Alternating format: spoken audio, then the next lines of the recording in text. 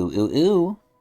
Ladies, gentlemen, gamers, and fellow Honkai Star Rail lovers, enjoyers, glazers, and Aglaea admirers. Welcome back to another reactionary video content. Excuse me. This one is somewhat on time as well. We are very much on our shit now. This is where we finally have Aglaea's trailer. So, to get the housekeeping out the way before we react to it, as always, I will give my opinions on Aglaea with my four criteria. Four! So, obviously, number one, as always, is going to be meta gameplay wise. Meta gameplay wise, I think, and I'm really scared that this is happening now, but if you've seen my other videos on Aglaea, I wasn't too optimistic about her. As time is going on, this is changing. I don't think, and I hope, it's not going to be another Fei Xiao situation. So for Fei Xiao, I don't like follow-up, right? I'll just put that out straight up. I don't like follow-up because follow-up damage, unless it's like really, really nuking, which normally it isn't, it's a lot of damage that's like spread across, right? So let's just say you're going to do 500k. You do it in pieces. I like seeing the big number all at once. I don't like seeing it in pieces. And I personally still don't understand how Fei Xiao is so good. But regardless, and it's ironic because I have a premium team. But I really don't like Fish Out. Aglaea kind of at first seemed to me the same way because she's a remembrance character, right? She's our first limited remembrance 5-star. Her garment maker and her are basically gonna split damage, and it really seemed like it's gonna be like, oh, like 100k here, 100k there, and then 100k afterward with like her garment maker, and it just seems like it's gonna be a lot of split damage. But I feel like from what I've seen, that's kind of wrong. Where somehow the impossible is happening and she's doing nuke damage, even though she goes so many times. Like the Garment Maker's speed, her whole shtick is speed, and I love summon characters. I love when the work is done for me. So from a gameplay perspective, I really like Aglaea. And from a meta perspective, I have her best team. I have Sunday, I have Hua Hua, I have almost everything that she needs and wants. So now it's going to be tough because this weekend I still haven't rolled for the Herda. That's coming again on like Saturday.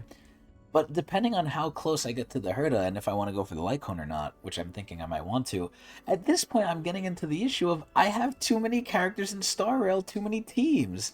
Now, granted, not all good teams, but it begs the question of like, do I need Aglaea? No. Do I want Aglaea? Kind of.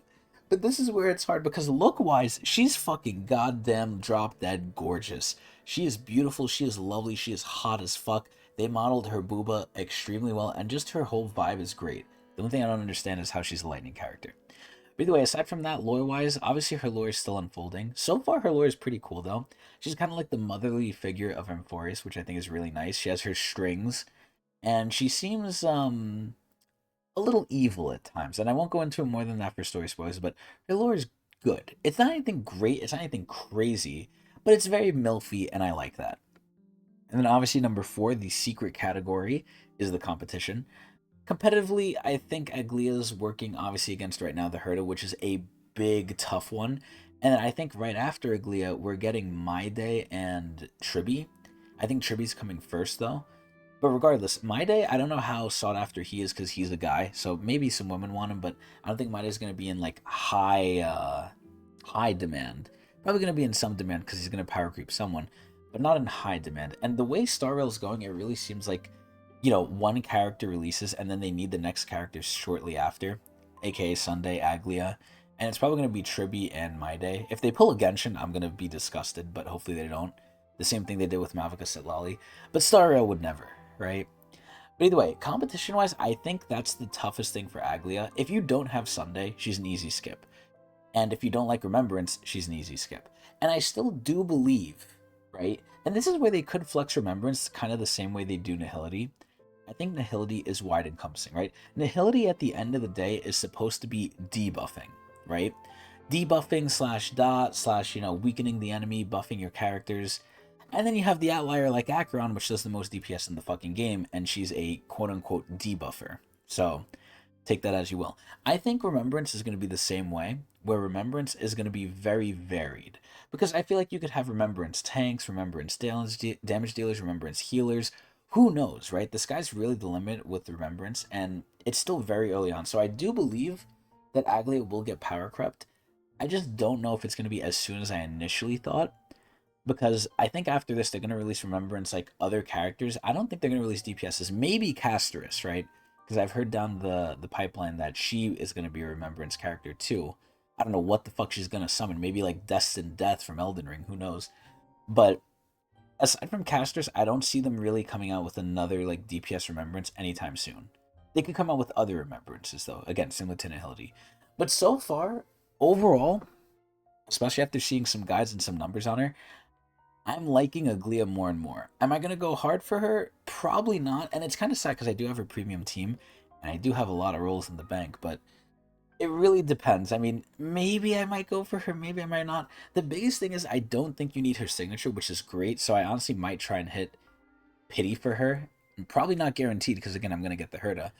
But, oof, man, this is going to be difficult because now more and more, and this is the sad part, I'm wanting more and more of the characters.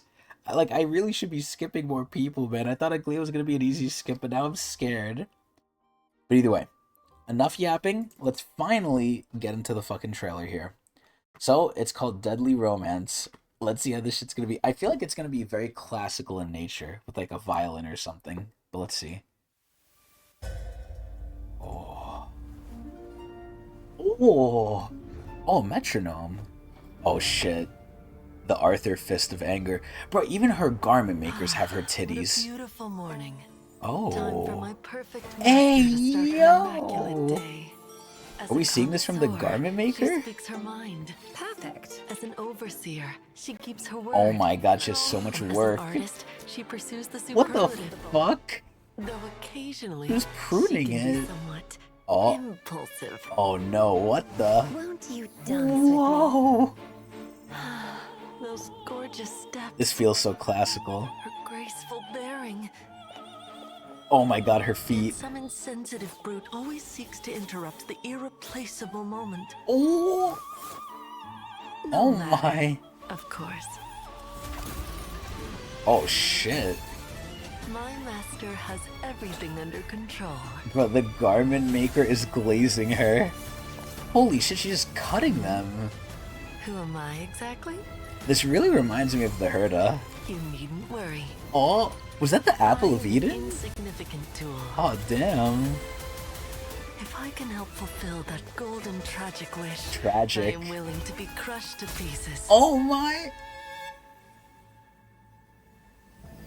It really does remind me of Herda, bruh. This is crazy. Her voice is so hot. It reminds me of Dark Souls. Time to cut fate's thread. No, what? Die for me.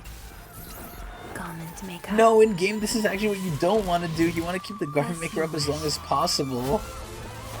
What the fuck? I feel like they're taking this cutscene from in the game. I feel like we're gonna see this cutscene reused. There's no way. Oh my god, they made it like scissors. What the fuck? Oh shit! Nameless soldier. Ooh. This city is the bed where we are laid to rest. Oh god! There's like a whole fucking like cavern of them. That's kind of depressing. Okay, I'm curious about something because this is her trailer, but we usually don't get the trailer till after some other stuff. Am I missing other reactions? No. Wow. Huh. So I guess, I mean, I would be shocked if we get something else because usually the trailer is like the end all be all, but it's not her character trailer, which is kind of making me a little confused. Because look at Fugue, right? We had Keeping Up with the Star Rail, Myriad Celestia, which we didn't get for her, but then we have the trailer itself, which is interesting. So we have Herda one, but Herda's one is called character trailer. This one's just called trailer. So it's interesting. I feel like Aglaea's kind of getting cucked in that way. She's not getting as much videos, I guess. Damn. But overall, ironically enough, this was okay. It was an alright video. I actually think this is one of the videos, one of the character trailers where I really didn't care too much for it, honestly. It was alright. Again, one of the biggest things I think was that it felt too similar to the Herda's one. Because the Herda is constantly glazed by her little, hurdlings, the little 4-star mini Herdas. The Garment Maker's kind of doing the same thing to Aglaea here. Aglaea's a little different than the Herda. I think the Herda was better. But this was a trailer that honestly was just whatever to me. It was I. It's not doing her any favors. It's not bad, but it really was like I think this is forgettable. And I would not be surprised if this cutscene made it back into the game. This looks like a reused cutscene that we just didn't see yet. I mean, she is hot as hell, but in terms of like lore and stuff, the only thing I think that's being teased, and this is also from the story, so potential story spoilers ahead, skip off if you don't want to hear it. But basically, I feel like Aglaea or someone, either Aglaea or my pick is Tribby, one of them is gonna die. One of them is gonna get got, and the whole lore of Amphorius is they have to like remake the whole world, and I feel like that's not gonna be a nice process, but they're not telling anyone. So yeah, I think there's gonna be some tragedy with either Aglaea or Tribby or both. Who knows? But so far, lore wise, like this is why I say Aglaea's okay. She's okay. She's not anything crazy. Gameplay wise, she seems pretty fucking crazy though. Especially because again, one of my two favorite things is summons. The other one is dot. Dot and summons I love. After that, it's just big nuke damage numbers. But dot and summons, oh mama, my favorite. Either way, this trailer didn't do Aglaea any favors, but it wasn't bad. It wasn't great. I think again, this is one of the weaker trailers of Star Rail, just to me, but it is what it is. Either way, tell me what you guys think of the trailer, of Aglaea, of everything, and if you want to see more of me, watch me at Twitch TV/Technics channel.